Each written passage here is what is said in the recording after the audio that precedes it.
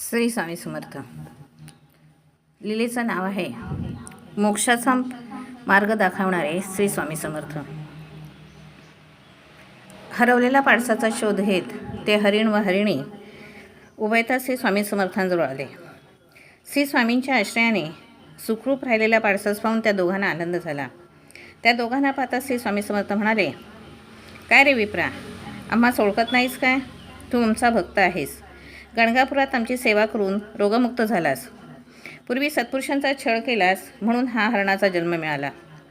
असे म्हणून श्री स्वामी समर्थांनी त्या उभयता हरणांच्यावर हात ठेवला. तर त्यांना पूर्वज्ञान होऊन ते बोलू लागले की, महाराज, मी ब्राह्मण जन्मात असताना आपली सेवा केली, परंतु सत्पुरुषांच्या छळाने 7 जन्म घेतले. पहिला जन्म रोगी ब्राह्मणाचा, दुसरा बैलाचा. यावेळी भयंकर कष्ट भोगावे लागले. तिसरा जन्म वैदुरा नगरी शूद्राचा झाला, तेव्हा स्त्रीसहित दारिद्र्य व दुःख भोगले. चौथ्या जन्मात तंतुकार होऊन स्त्रीसहित पुष्कळ क्लेश भोगले. काशी क्षेत्री असताना व्यभिचार घडल्याने 5वा जन्म गाढवाचा झाला. 6व्या जन्मी सोनार झालो.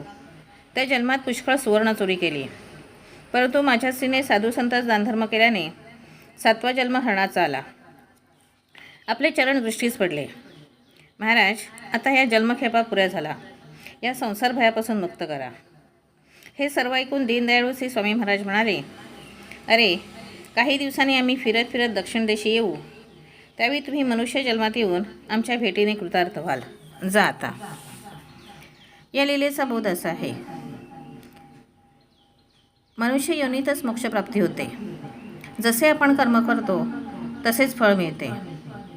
प्राप्त जन्मात साधू सज्जनांचा, सत्पुरुषांचा, पशुपक्ष्यांचा छळ करू नये, कुकर्म करू नये, सत्कर्म करावे. पेराल तेच उगवाल, हे स्वामी महाराजांना या लीलेतून सांगायचे आहे. श्री स्वामी समर्थ.